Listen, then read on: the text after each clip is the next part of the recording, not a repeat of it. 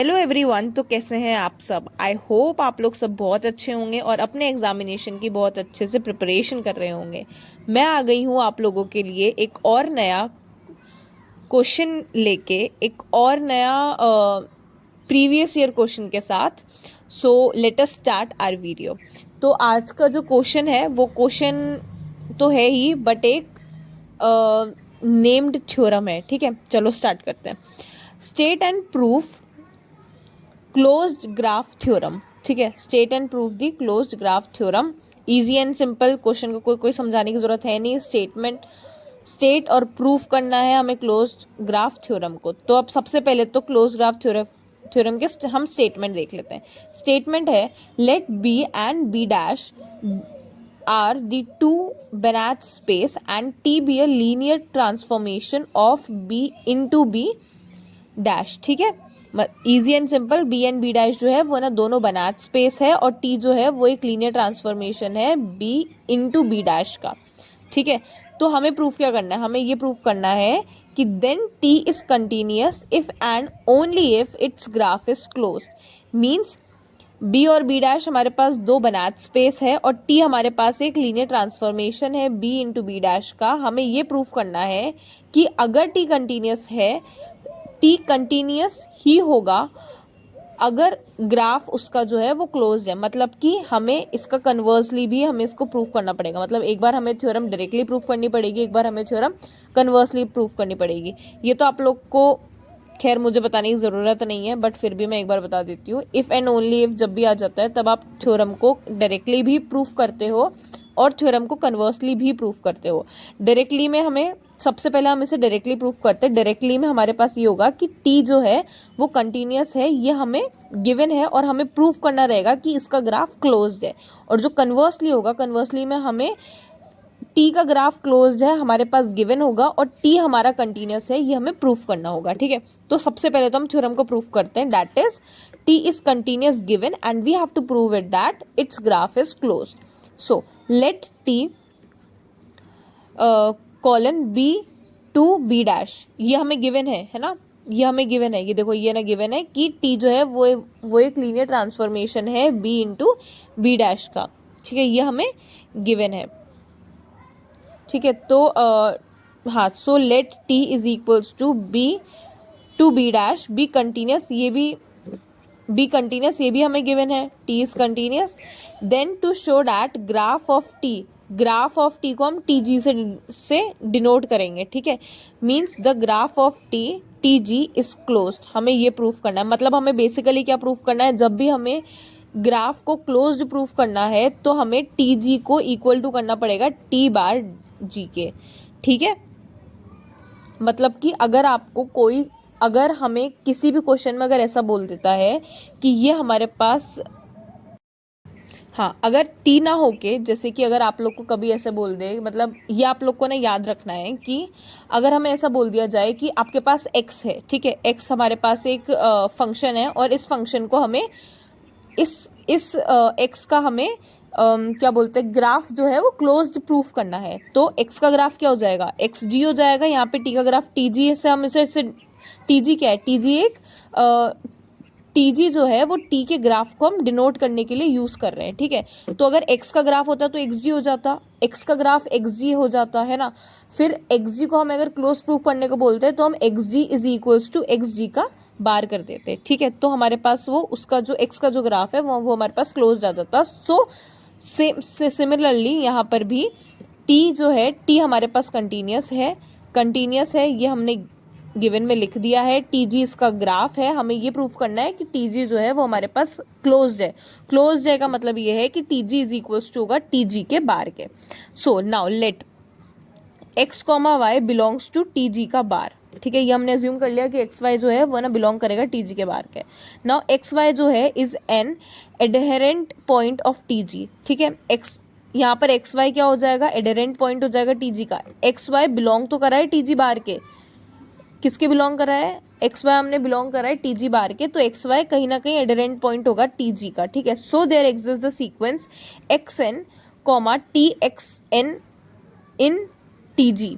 ठीक है, हो गया। यहाँ पर हमारे पास सीक्वेंस मिल जाएगा।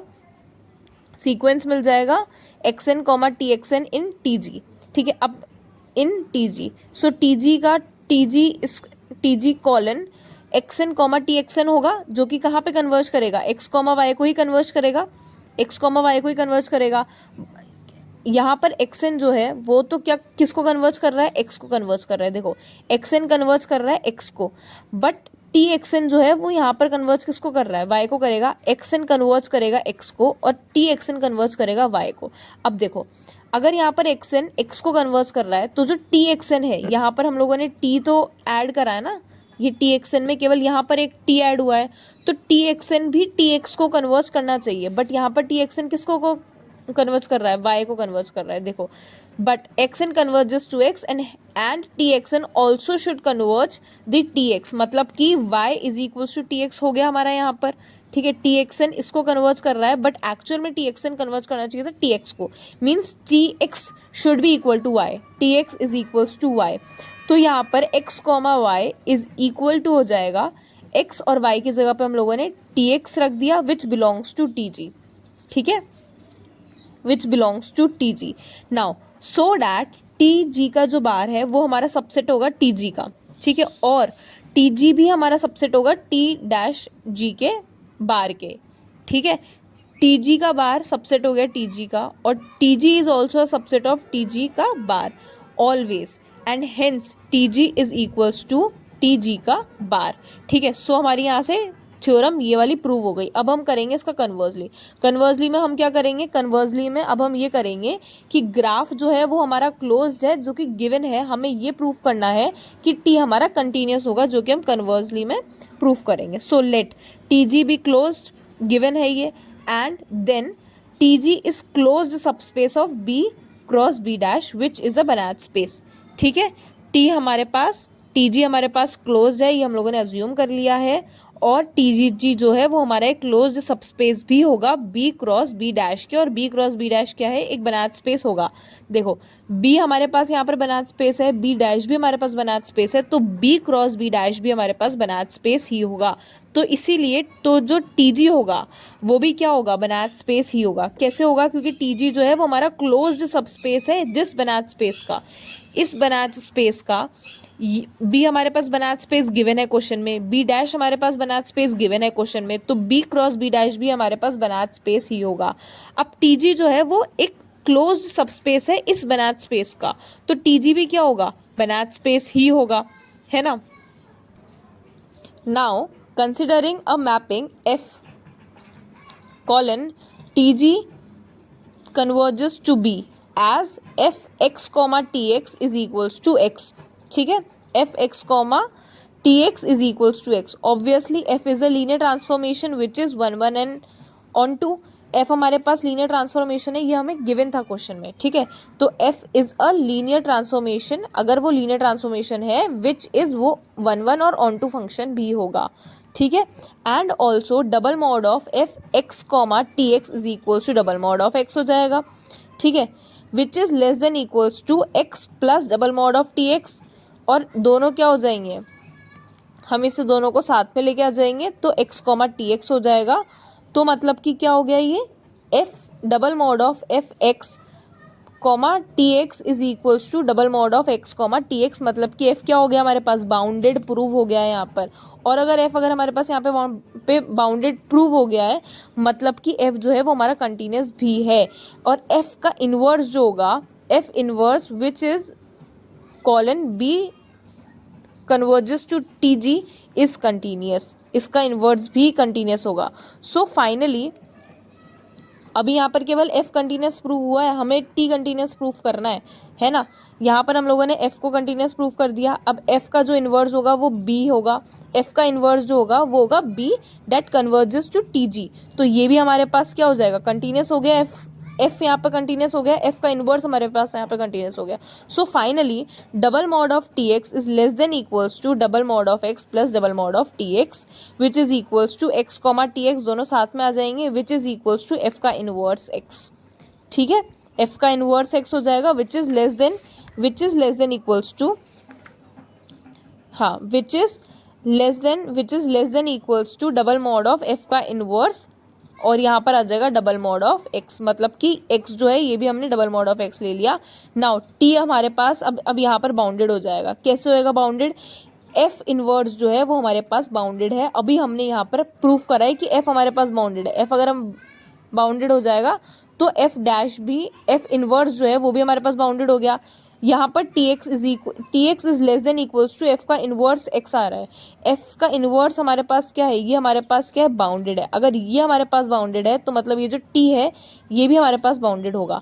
तो t हमारे पास बाउंडेड हो गया बिकॉज सिंस f का इनवर्स इज बाउंडेड, और अगर t अगर बाउंडेड हो गया मतलब t हमारे पास क्या हो गया? कंटिन्यूअस भी हो गया, है ना। Hence proved.